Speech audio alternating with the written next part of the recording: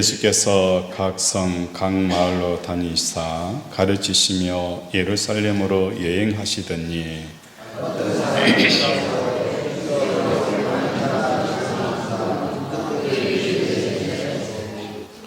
같이 보시겠습니다. 좁은 문으로 들어가기를 힘쓰라.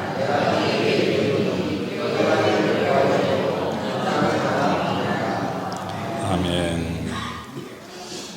오늘 본문에 보면 어떤 사람이 여짜오되 주여 구원을 받을 자가 적으리이까? 라고 질문을 합니다.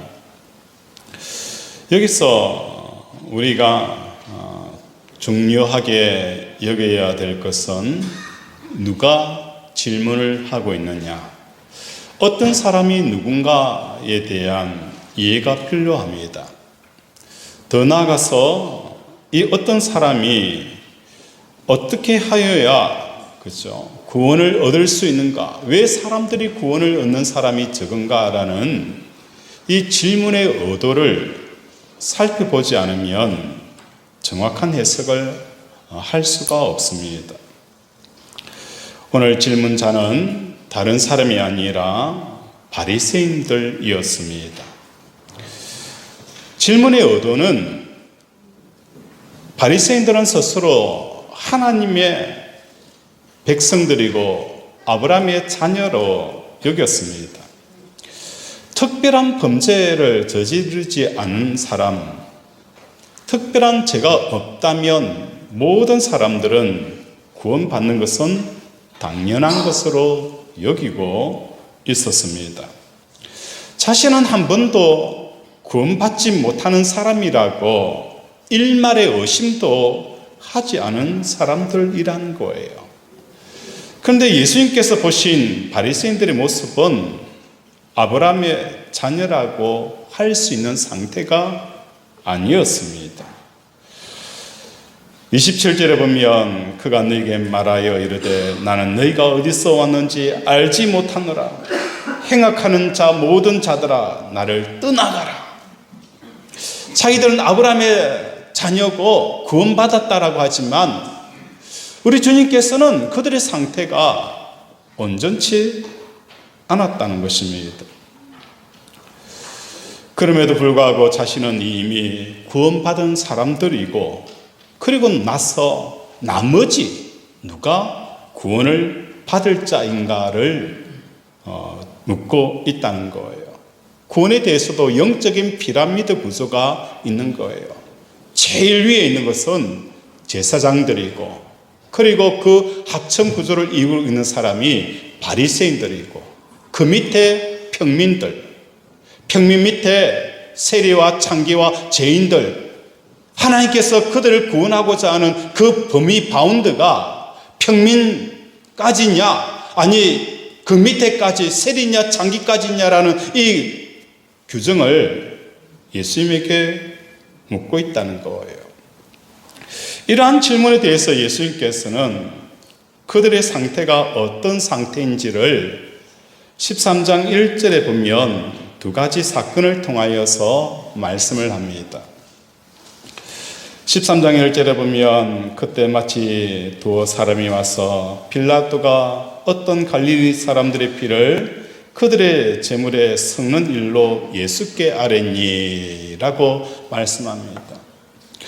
이 내용은 다른 것이 아니라 빌라도가 통치하고 있는 로마 식민지 그 시대에 갈릴리 사람들이 성전에 와서 제사를 드립니다.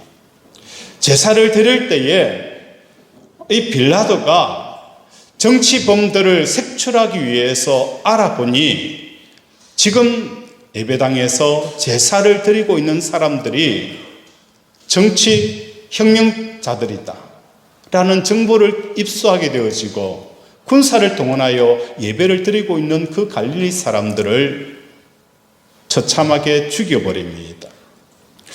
이 사건에 대해서 유대인들은 어떻게 생각하였느냐? 로마의 포악과 압제에 대한 이야기를 다루는 게 아니라 어떤 이야기를 다루는 거예요? 로마에 대한 압제는 속 빼버리고 그들이 갈릴리 사람들이 하나님 앞에 예배를 드릴 때에 하나님께서 그들의 예배는 받지 않으시는 이런 현상들을 그들이 뭔가 했기 때문에 하나님께서 그들의 제사를 원치 않았구나 라고 판단하고 정죄하고 있었다는 거예요. 이 사건을 통하여서 예수님께서 뭘 말씀하고 있는 거예요? 우리 하나님은 외모를 취하시는 분이 아니라 그 마음 중심을 보신다. 우리가 예배를 드리더라도 그 예배 속에서 우리의 마음이 진짜 하나님 앞에 예배 드리기를 원하는지 그렇지 않는지 그것을 하나님께서 아시고 진짜 예배 드리는 그 사람의 예배를 받으시지만 불순한 어디로 예배를 드리는 그 예배는 받지 않는다라고 바리새인들은 생각을 한 거예요. 두 번째 사건은 어떤 사건이냐? 예루살렘에 망대를 짓다가 망대가 무너져 내렸어요. 무너져 내려서 18명의 사람들이 인부가 죽게 되어집니다.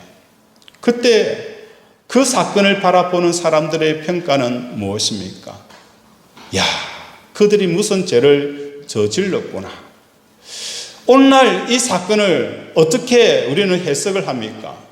아니, 작업자가 제대로 안전을 확보하지 아니하고 위험한 일을 인부에게 시켰다라고 해서 국가에서 손해배상을 청구하게 되어지고 10대 중과실이라고 하여서 범칙금과 여러 가지 행정적인 제약을 하는 것이 오늘날의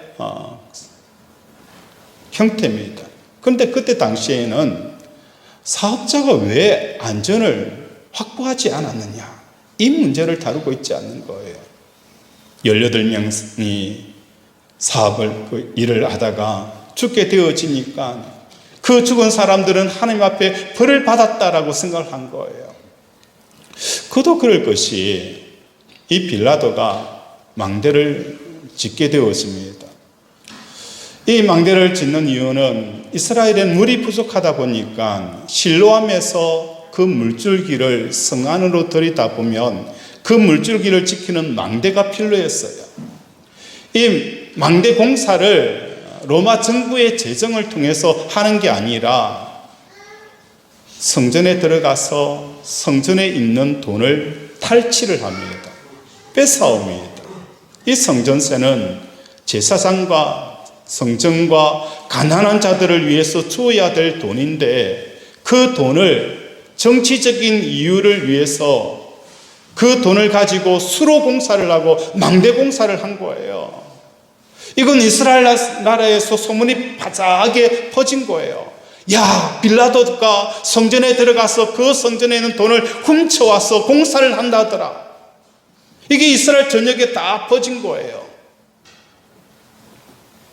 진짜 하나님을 사랑하는 사람, 경건된 사람이라면 인부를 모집하면은 아무도 그 노역에 참석하지 않아야 되잖아요. 이 돈이 어떤 돈인가를 알잖아요. 하나님 앞에 드려져야 할 돈인데 이걸 자기의 정치적인 목적을 가지고 망대 공사를 하기 위해서 사람들을 불러 모아서 인부를 쓴다는 것. 그런데 그럼에도 불구하고 사람들이 모여서 그 인건비를 받기 위해서 노역을 하는 거예요. 그런데 망대가 무너져서 18사람이라는 사람이 죽게 되어진 거예요. 이 사건을 예수님께서 왜 말씀하셨는가? 사람들은 하나님 앞에 드려져야 할 이 성전세를 자기 목적을 위해서 탈취하는 이 모습들이 빌라도를 통해서도 나타나고 인부를 통해서도 나타나는 것을 죄라고 규정을 합니다. 그런데 이 사건을 통해서 예수님이 빌라도를 정죄하고 싶은 게 아니고 그 죽은 18명을 정죄하고 싶은 게 아니라 바로 바리새인들, 너희들도 마찬가지라는 거예요. 너희도 성전세는 탈취하지 않은지는 모르겠지만 하나님의 것을 탈취하고 있다는 이 현주소를 예수님께서 그들에게 말씀을 하고 있는 거예요. 오늘 우리 살아가는 권속들의 삶 가운데 하나님의 것을 탈취하는 것은 꼭 헌금만이 아니라는 거예요. 우리의 삶이 하나님의 주권대로 흘러가는 삶을 살아야 될 우리들이 내 의도로, 내 생각대로, 내 가치관대로 살아간 이것이 뭡니까? 하나님의 것을 탈취하는 삶을 살아가는 거예요. 그 사람이 바로 너희들이고 우리들이다라고 예수님께서 말씀을 하고 있는 것입니다. 두 번째로 말씀하고 있는 내용이 뭐냐? 18절에 보면 13장 18절에 보면 겨자씨와 누룩에 대한 비유를 말씀하고 있어요. 이 겨자씨와 누룩에 대한 비유는 하나님의 나라를 이 땅의 현실감으로 받아들일 때에 어떤 역사가 일어나느냐. 겨자씨는 너무너무 작은 씨앗이에요. 그러나 그 씨앗이 땅에 심겨지게 되어지면 3m, 5m로 커지게 되어지는 거예요. 누룩도 마찬가지입니다. 누룩은 작은 덩어리지만 그것이 땅에 들어가게 되어지면 부풀어져서 많은 밀가루를 다 뭡니까? 발효를 시키는 역할들을 하게 되어진다는 거예요. 하나님의 나라도 마찬가지입니다. 오늘 우리의 심령 속에 하나님의 말씀이 똑 떨어지는 것은 마치 겨자씨만한 작은 씨앗이에요. 그런데 그 겨자씨는 뭐 하는 거예요? 살아있는 거예요. 뿌리가 나고 자라고 열매가 맺는 거예요. 이건 우리에게 뭘 말씀하는 겁니까? 제가 서울에 사역을 할 때에 사역지가 강남 대치동에 있었어요. 한 번씩 시골에 내려와서 일을 도와주고 교회를 가게 되어지면 동구산 터미널에 도착하게 되었어요. 그곳에서 택시를 타고 내려오면 항상 지나는 곳이 강남 테헤란루입니다. 그 강남 테헤란루는 우리나라에서 가장 잘 살고 가장 잘났고 가장 많이 가진 사람이고 가장 유명한 사람들이 모여 있는 곳이 강남입니다. 그곳을 지나면서 저는 참 많은 고민들을 합니다. 세상에서 내노라고 하는 이 사람들이 살아가고 있는 이 세계 속에 젊은 사람들이 보이지 아니하고 듣지 아니하고 느껴지지 않는 하나님을 붙잡고 세계 최고를 주장하는 이 땅에서 과연 믿음으로 살아갈 수 있을까? 만능주의, 물질주의가 판을 치고 있는 이 땅에서 과연 보이지 않고 느껴지지 않는 하나님을 나의 생명으로 여기고 살아갈 수 있을까? 어떻게 하면 그들에게 이 거대한 세상보다도 더 귀하게 예수님을 사랑할 수 있을까? 여길 수 있을까? 그게 제 고민이었어요. 그런데 그 아이들이 그 속에서도 뭘 하는 거예요? 하나님의 좋음을 고백하더라는 거예요. 그 속에서도 하나님을 예배하고 하나님을 신앙하는 삶을 살아가는 그들의 모습을 보면서 야, 이건 겨자씨다. 세상에 떨어져 있는 겨자씨고 강남에 떨어져 있는 겨자씨다. 그 겨자씨가 자라서 강남에 가장 이성과 잘남과 좋음을 능가하는 하나님을 사랑하는 자들이 되어져가는 청년들의 모습을 보았다는 겁니다. 오늘 우리 사랑하는 권속들의 삶 가운데 최고의 복은 뭡니까? 하나님을 현실감으로 느끼는 것이 최고의 복입니다.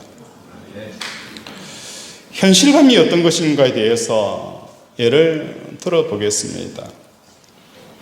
수백억 매출을 자랑하는 탄탄한 중소기업의 사장님을 아버지로 둔 자녀를 생각해 봅시다. 이들에게는 또래의 젊은이들이 가진 문제들을 문제로 여기지 않습니다. 또래들의 문제는 어떤 문제를 가지고 있는 거예요? 경제적인 문제로 결혼을 해야 하는지 말아야 되는지, 사랑하는 사람이 있고 없고 때문에 우리는 결혼하느냐 마느냐라고 우리의 시대는 그렇게 이야기하는지는 모르겠지만, 지금의 젊은이들은 뭡니까? 사랑하는 사람이 있고 없고에 따라서 결혼하고 결혼하지 못하는 게 아니에요. 경제적인 문제가 뒷받침되어지지 않으면 사랑하는 사람이 있더라도 결혼을 할 수가 없고 미룰 수밖에 없는 그런 시대에 살아가는 거예요.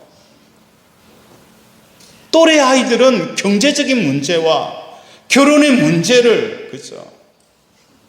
진짜 결혼해야 되는지 말아야 되는지 고민하면서 살아갑니다. 그런데 중소기업의 사장의 아들들은 또래 아이들이 결혼의 문제와 취업의 문제와 경제적인 문제에 대해서 절대로 문제로 여기지 않는다는 것입니다. 아버지의 재력이 자신의 것이 아님에도 불구하고 사상 아버지를 두었다라는 이 현실감이 문제의식을 완전히 바꾸어 놓는다는 겁니다. 돈의 문제, 진로 문제, 취업 문제, 결혼 문제, 자녀 문제 등에 이르기까지 삶의 대부분 문제가 마치 무엇처럼 여겨지는 거예요? 깃털처럼 가볍게 여긴다는 것입니다. 고작 중소기업 사장을 두었다는 이 현실감, 그 하나만 가졌을 뿐인데 다른 사람에게는 인생 최대의 짐이 될 수 있는 일들이 아무런 짐이 되지 않는다는 것입니다. 우리 하나님은 어떤 하나님이십니까?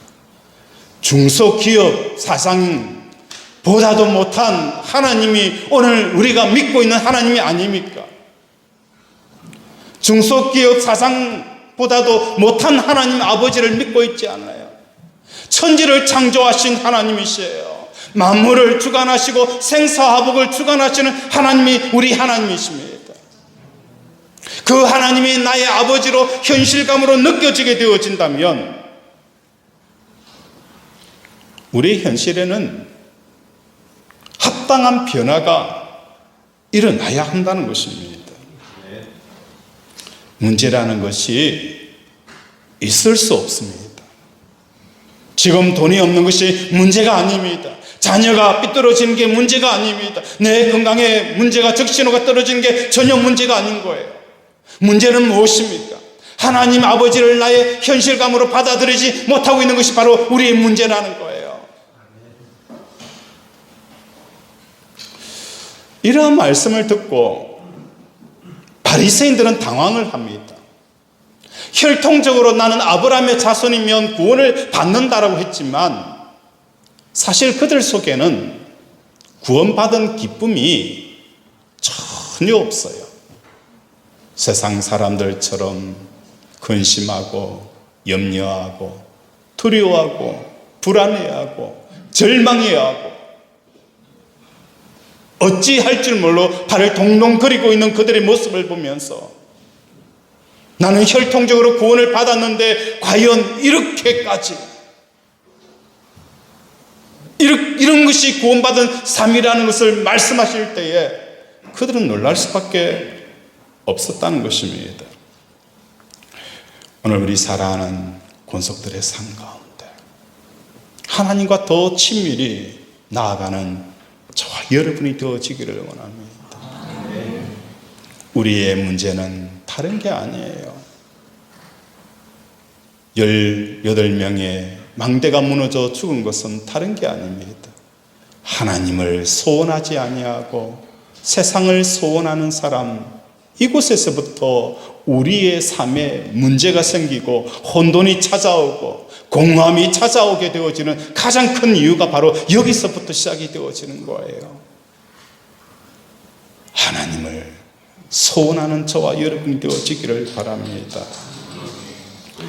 두 번째로 살펴볼 것은 예수님께서 구원에 대한 답변으로 문의 비유를 삼으셨다는 점이 굉장히 특이합니다. 일반적으로 구원이라는 것은 종교적인 일로 여깁니다. 종교에 속한 사람들에게만 해당되어지는 일로 생각한다는 거예요. 근데 우리 예수님께서는 구원을 문으로 표현함으로 말미암아 이 문이라는 것은 모든 사람들의 일상 속에 늘 접하게 되어지는 게 문이라는 거예요. 그래서 구원이라는 것은 종교 생활을 하는 사람들에게만 국한되어진 게 아니라 모든 사람들에게 이 구원을 받아야 되는 이 의미를 우리에게 말씀을 하고 있는 거예요. 문이라는 것은 지금 있는 곳과 분리되어지는 다른 곳으로 가기 위해서 거쳐야 할 뭡니까? 구조물이 문이라는 거예요. 문의 특징을 염두에 둔다면 구원이라는 것은 지금과 구분되어지고 분리되어지는 다른 상황으로 들어가는 통로가 바로 구원을 문으로 비유한 예수님의 의도라는 것입니다. 우리가 집에 가면 문이 있습니다. 문을 통하여서 방과 방을 구분을 합니다. 거실에서 안방으로, 거실에서 작은 방으로, 큰 방으로 가기 위해서는 반드시 문을 통과해야 합니다. 이것을 삶에 적용해 보면 이렇게 해석을 할 수가 있습니다. 가난한 상태에서 부유한 상태로 가고자 한다면 그것은 일종의 문을 통과하는 것과 같다는 거예요. 가난한 삶, 그리고 이 가난한 삶을 넘어서 부유한 삶을 가기 위해서는 반드시 거쳐야 되는 게 뭐예요? 이 문이라는 거예요. 그래서 한자에 보면 등용문이다 라는 말이 있습니다. 관직이 없는 상태에서 벼슬아치의 상태로 들어가는 것을 등용문이라는 표현을 쓴다는 겁니다. 예수님께서 이렇게 문이라 표현하는 것을 통하여서 종교적인 일로만 생각되었던 그 구원의 문제를 종교의 문을 넘어서서 우리의 삶의 보편적인 그 사건으로 구원에 대한 말씀을 하고 있는 것입니다. 구원이라는 것은 뭘 말하는 것입니까? 완벽하게 좋아서 더 이상 다른 것을 바라지 않게 되어지는 이 상태가 바로 구원받은 상태라는 거예요. 너무너무 좋고 너무너무 완벽히 좋고 끝까지 좋고 날마다 좋아서 더 이상 다른 상황을 가기 위해서 문을 찾지 않는, 찾을 필요가 없는 상태가 뭐예요? 구원받은 사람이라는 거예요. 이 구원이 좁은 문을 통해서 들어갈 수 있는 그 이유는 무엇 때문일까요? 요한복음 3장에 보면 인자가 들려야 하리니 라고 말씀하고, 민수기에서는 구릿뱀을 쳐다본 적 나음을 얻으리라 라고 말씀합니다. 이스라엘 백성들이 애굽에서 나오니까 먹을 것도 없고 마실 것도 없고 자는 거처도 너무너무 불편한 거예요. 이 광야에서 우리를 죽게 하려고 그 풍요로운 애굽 땅에서 우리를 불러내었느냐? 하나님을 불평하고 원망합니다. 그때 하나님께서 구릿뱀을 보내어서 불평하고 원망하는 사람들을 다 물게 합니다. 그 독한 불뱀에 물려 그 열기로 죽어가고 있는 많은 사람들에게 모세가 하나님 불쌍히 여겨달라고, 이들을 고쳐달라고 기도하니 하나님께서 장대 위에 구릿뱀을 만들어서 쳐다보게 하라. 성경은 뭐라고 표현하고 거예요?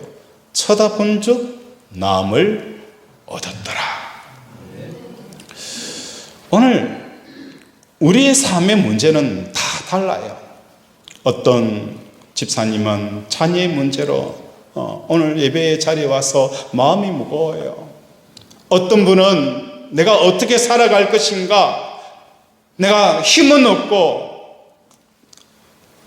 구차한 일은 하기 싫고 가진 것은 없고 배운 것도 없어서 어떻게 살아갈 것인가, 이 삶의 문제에 대한 문제를 가지고 온 사람도 있고, 어떤 사람은 자녀의 문제로 가지고 온 사람이 있고, 어떤 사람은 사업의 문제로 오늘 이 자리에 가지고 온 사람들이 있을 거예요. 문제는 달라도 하나님의 대안은 하나예요. 구릿뱀을 쳐다보라는 거예요. 구릿뱀을 쳐다보라. 오늘 이게 구약 이스라엘 백성들에게만 한 메시지가 아닙니다. 오늘 우리 사랑하는 성도들의 삶 가운데 구릿뱀을 쳐다보라. 구릿뱀에 물렸으면 어떻게 해요? 의료처치법을 통해 가지고 독을 빨아내고 지혈하고 그렇게 해야 살아가는 게, 살 수 있는 게 불뱀에 물린 사람들의 조치법이고 대안이에요. 그런데 그 대안, 의학적인 대안을 하나님이 내놓은 게 아닙니다. 경제적인 문제를 경제적인 대안으로 하나님께서 한 번도 답하신 적이 없었어요. 사람들의 문제는 다 달라도 대안은 하나였어요. 구릿뱀을 쳐다보라. 그 뱀은 누굽니까? 바로 우리 자신이에요. 내가 예수님과 함께 십자가에 죽은 나를 발견하게 되어지면 구원을 얻으리라. 경제 문제 때문에 고통하고 힘들어하는 내가 예수님과 함께 십자가에 죽었음을 선포하는 그 자리를 쳐다본 적, 그 십자가의 보혈이 경제적인 문제로 묶였던 여러분의 마음을 치료하고 회복하는 역사가 일어나는 거예요. 자녀 때문에 울고 불었던 그 부모의 심령에, 자녀 문제로 고통하고 있는 내가 예수님과 함께 십자가에 죽는 그 순간 자녀의 문제가 문제로 여기지 않는 그 놀라운 역사들이 일어나는 거예요. 실질적으로 하나님께서 자녀에게 역사하시더라는 거예요. 경제의 문제에 하나님께서 손을 대시더라는 거예요.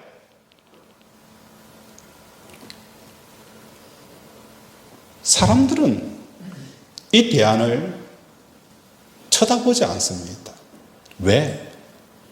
대안 같지 않다는 거예요. 경제적인 문제는 경제적인 대안을 내놓아야 되는 거예요. 자녀의 문제는 자녀 교육의 법을 대안을 내놓아야 되는 거예요. 거기에 사람들의 인식하는 넓은 문입니다. 그러나 하나님이 내놓은 대안은 좁은 문, 십자가를 쳐다보라. 너도 예수님과 함께 십자가에 세상에 대해서 죽어라. 이 대안, 이게 뭡니까? 좁은 문이라는 것입니다. 오늘 우리 살아가는 권속들의 삶 가운데 하나님이 들어오지 않으면 가난한 자가 부자가 되어지고, 또 부자가 국회의원이 되어지고, 국회의원이 대통령이 되어도 또 다른 문을 찾기 시작합니다. 대통령 또한 나름대로 날마다 다른 문을 들어가고자 문을 찾기는 마찬가지인 거예요. 가난한 사람이 대통령까지 되었으니 무슨 소원이 있겠느냐라고 말할 수 있겠어요. 그런데 가난한 사람이 대통령이 되어도 또 다른 문을 찾는다는 거예요. 어떤 문입니까? 대통령을 향한 비난이 없는 방, 지지율이 높아지는 방, 정책에 국민들이 잘 따라주는 방, 정책에 결실이 맺어지는 방, 끊임없이 또 다른 문을 찾는다는 것입니다. 그러나 삶이 어떠한 상에 처해 있든지 우리의 마음에 하나님이 들어오게 되어지면 더 이상 아무것도 바라지 않는 이 구원이 이루어지게 되어진다는 것입니다. 구원은 더 이상 우리에게 다른 문을 찾지 않는 상태가 바로 구원입니다. 우리가 문을 열고 들어올 때에 저 문을 한자어로 뭐라고 표현하고 합니까? 출입구. 출입구. 출이라는 것은 밖으로 나가는 거예요. 입이라는 것은 들어오는 거예요. 사람들이 왜 나갑니까? 지금 상황에 만족이 되어지지 않으니까 또 다른 문을 향하여 출구를 찾는 거예요. 그곳에 나갔는데 또 만족이 되어지지 않으니까 또 다른 입구를 찾는 거예요. 평생 사람들은 출입구를 찾으며 살아갑니다. 왜? 사람이 문제가 아니에요. 건강의 문제도 아니고 돈의 문제도 아니에요. 내 속에 뭐가 비어 있는 거예요? 하나님이 비어 있기 때문에 하나님을 사랑해 보십시오. 하나님을 구하여 보십시오. 간절히 찾아보십시오. 돈은 찾아도 찾아지지 않지만 하나님을 찾으면 하나님이 만나 주시겠다라고 분명히 말씀하셨어요.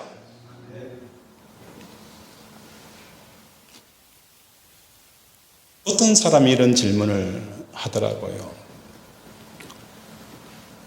그날 설교 내용이 사람이 떡으로만 살지 아니하고 하나님의 말씀으로 산다라고 하고 내려오니까 그분이 제게 이런 이야기를 하시더라고요. 목사님, 사람이 어떻게 하나님 말씀으로만 삽니까? 떡으로도 살아야죠. 그 말을 들으면서 일리가 있다라고 생각은 하면서도 왠지 찝찝한 거예요. 왜 그럴까? 사람들은 육신을 입고 이 땅에 살아갑니다. 육신을 입고 살아가기 때문에 이 땅에서 세상살이를 할 수밖에 없지만 천국살이를 할 수 없다라고 생각하는 거예요. 오늘 김영록 집사님이 기도 가운데 세상살이라는 이야기를 할 때에 참 많은 것들이 생각이 되어서요. 우리가 일평생 세상살이하며 살아왔잖아요. 세상살이하며 살아왔는데 이제는 우리는 예수 믿고 구원받은 사람이에요. 세상 사람들처럼 세상의 무거운 짐에 얽매이고 걱정하고 염려하고 두려워하는 이 삶이 세상살이잖아요. 언제 크게 한번 웃어본 적이 없어요. 언제 크게 호탕하게 하하 그리고 호호거린 적이 없었어요. 세상살이가 그렇더라는 거예요. 그런데 하나님 나라 살이하니까 어떤 일이 있는 거예요? 항상 기뻐하라. 범사에 감사하고 있는 나를 보는 거예요. 이것도 감사해요. 저것도 감사해요. 가난한 것도 감사하고요. 부유한 것도 감사하고요. 사업에 성공한 것도 감사하고요. 사업에 실패한 것도 감사하고요. 자녀가 잘 자라주는 것도 감사하고요. 자녀가 삐뚤어지는 것도 감사하고요. 내 속에 있는 이 기쁨을 막을 수가 없더라는 거예요.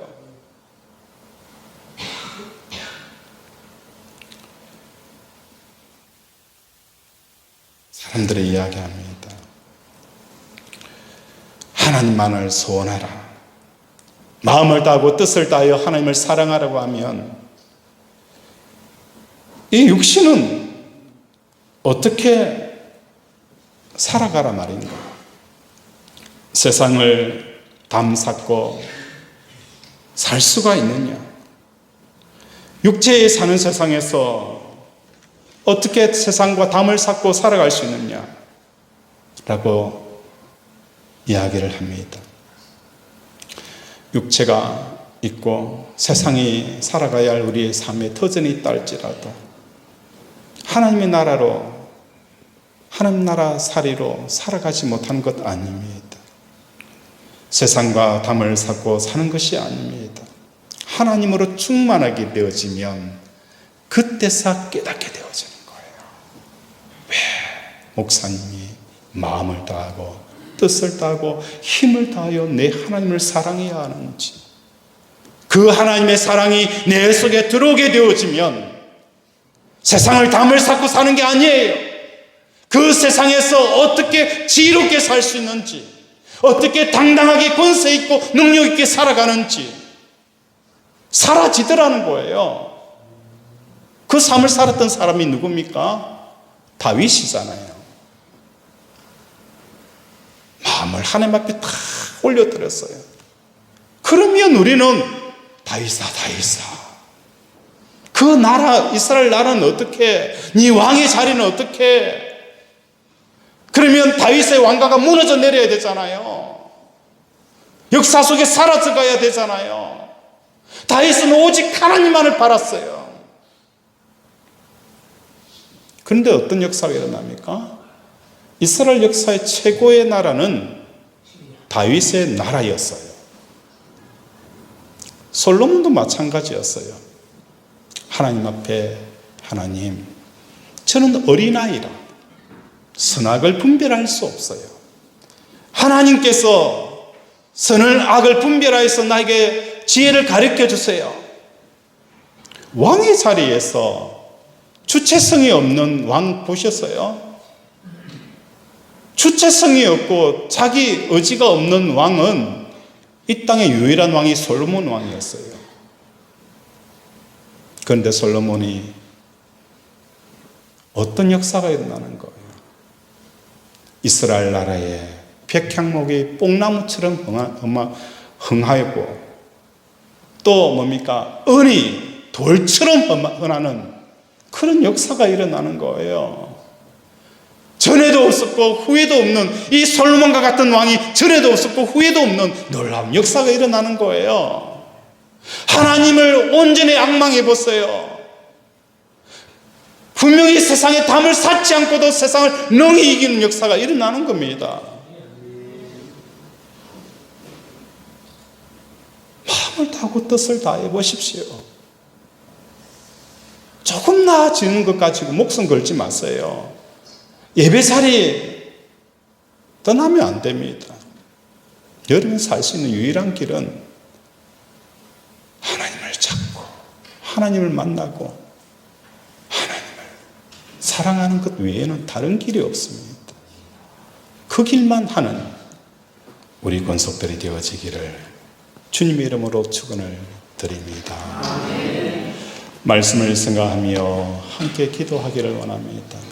하나님, 혈통으로 구원받았다라는 이것이 이론적으로 교리적으로 구원받았다는 것이 내 삶에 아무런 영향력을 미치지 못한다면 무슨 소용이 있겠습니까? 하나님, 오늘도 우리의 삶 가운데 구원받은 삶을 하나님의 현실감을 누리는 우리들이 되게 달라라고 주여 한번 부르고 기도합니다. 주여, 아버지, 교리적으로나 아버지 이론적으로 내가 예수 믿고 구원받았다. 그러나 나의 삶은 여전히 세상 살이를 하고 있는 내 모습을 봅니다. 세상의 짐에 눌리고 밟히고 아버지 무너져 내려 또 구르고 또 구르는 인생을 살아가면서도 아버지 이 삶을 청산해야 된다는 생각조차를 하지 않습니다. 하나님, 마음을 다하고 뜻을 다하고 힘을 다하여 내 하나님 사랑해라. 아버지 한번 도전하게 하여 주시옵소서. 살려고 몸부림치지 않게 하소서. 살아도 주를 위해 살고 죽어도 주를 위해 죽나니 에스더처럼 죽으면 죽으리라 라고 아버지 고백하고 나아갈 때에 하나님이 어떻게 역사하시는지 자기 자녀를 어떻게 돌보시고 먹이시고 이끌이시는지를 우리 권속들이 경험하게 하여 주시옵소서. 아버지, 경제적인 대안, 교육적인 대안 아닙니다.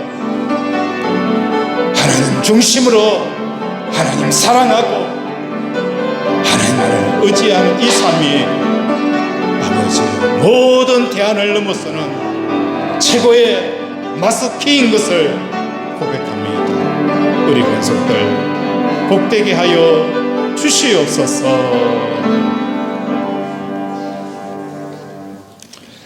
하나님 아버지, 오늘도 하나님을 진정 사랑하기를 원합니다.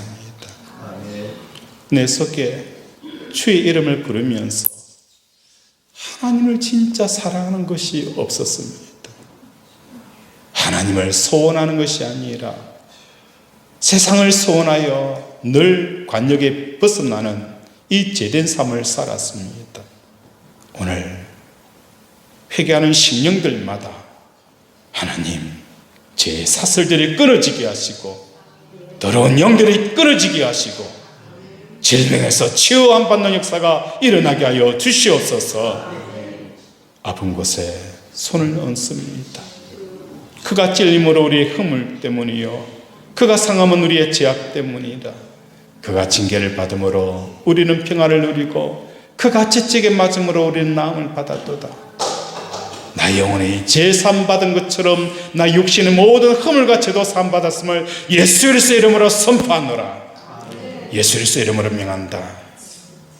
치장함은 깨끗하게 치유될지어다. 피부병은 나을지어다. 전립선은 치유될지어다.